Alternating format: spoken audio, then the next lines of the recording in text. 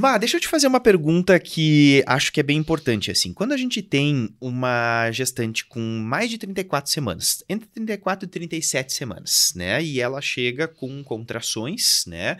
Com modificação de colo, é um trabalho de parto pré-termo, né? E ela já tem 34 ou mais. Como é que a gente conduz esse cenário?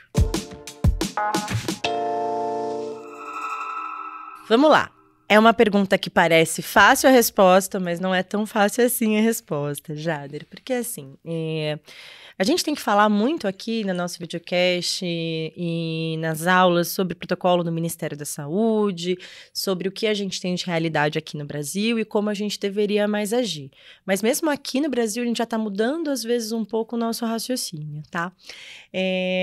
Em geral, depois das 34 semanas, a gente não tem mais indicação de fazer alguns medicamentos, como corticoide ou sulfato de magnésio. Então, aquele bebê, ele, em teoria, se ele vier ao mundo no trabalho de parto prematuro, a gente vai deixar ele vir.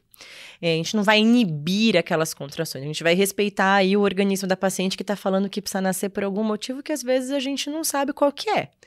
Né? Então, a gente não tem indicação de inibição de trabalho de parto prematuro acima de 34 semanas nos protocolos nacionais e em diversos internacionais. Em alguns lugares, eles questionam aí de fazer inibição por um período. Em alguns lugares, eles questionam até a realização de corticoterapia depois das 34 semanas, mas a gente tem que deixar claro que aqui no Brasil ainda não tem clareza sobre isso. Então, acima de 34 semanas, eu estou num serviço, isso é importante, que tem aí uma retaguarda pediátrica, uma UTI neonatal. Porque esse bebê, ele tem muita chance de desconfortar, quase certeza que ele vai precisar de cuidados intensivos se ele tiver 34, mas para frente nem sempre. Então, se eu estou numa situação onde eu tenho essa retaguarda toda, a gente não vai inibir, a gente vai deixar o processo fluir, a gente vai fazer os cuidados necessários para esse bebê nascer da melhor maneira possível. Então, a monitorização de batimento cardíaco fetal um pouquinho mais intensiva, tentar excluir que ela não esteja infectada, né? Tem toda uma observação, mas a gente não vai impedir que venha esse bebê para o mundo. Mas isso é uma coisa que talvez mude. Talvez a gente tenha que regravar esse videocast nos próximos anos. E é um tema que... É um ponto que tá sempre mudando e que eu vejo também, né, mas que muda muito em relação aos serviços, né? Opa! Tem serviços que dizem não, e a obstetrícia tem muito disso, né? A gente brinca que se tivesse quesitos divergências na literatura, a gente ganharia nota 10. Opa! Porque tem serviços que dizem, não, aqui no nosso serviço alguém decide, né, que a gente vai inibir, né, com 35 semanas. Mas é aquela coisa, né? A gente fica pensando, puxa, mas por quê, né?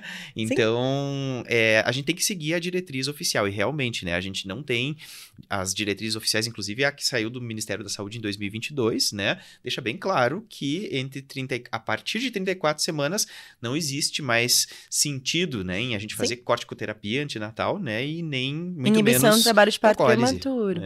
Exato, tocólise a gente não faz sentido realmente. Porque assim, o que as pessoas talvez precisem entender é que a gente não vai usar um tocolítico, a gente não vai inibir um trabalho de parto prematuro para essa paciente chegar a 37 semanas. O nosso objetivo não é deixar essa paciente com tocolítico até 37, 38 semanas. Não é esse nosso objetivo. O nosso objetivo em inibir o trabalho de parto prematuro é ter tempo hábil para a gente conseguir fazer o corticoide, ou o sulfato de magnésio, o antibiótico, ou avaliação, ou tentar equilibrar essa mãe que talvez ela está descompensada de uma doença clínica, e aí é uma outra coisa que eu não falei dos fatores de risco. Pacientes com patologias, né? Então, a paciente, sei lá, é uma cardiopata que está descompensada. Ela está em trabalho de parto prematuro, mas a gente conseguiu compensar. Eu estou num serviço onde eu tenho uma UTI, uma retaguarda de cardio, ela tá até que bem. Eu tenho a tosibano, por exemplo, que não vai alterar tanto aí. Às vezes a gente consegue até inibir, dependendo da idade gestacional, se a gente está bem organizada, essa paciente, às vezes essa paciente para de ter contrações porque a gente estabilizou a mãe. Uma hipertensa, tendo pico de hipertensão, descompensação, a gente interna às vezes e estabiliza a mãe e as coisas melhoram muito. Então, assim, é muito individualizado cada caso, né? Então, o que eu quero que todo mundo entenda é que ninguém inibe trabalho de parto prematuro visando chegar a 39 semanas, Jader. A gente inibe trabalho de parto prematuro para melhorar as situações do bebê, para ele chegar melhor, ou para a gente compensar a mãe também, mas principalmente pelo bebê. E depois das 72 horas de tocólise, game over a tocólise, entendeu? Game over a tocólise. Ai, mas vai nascer?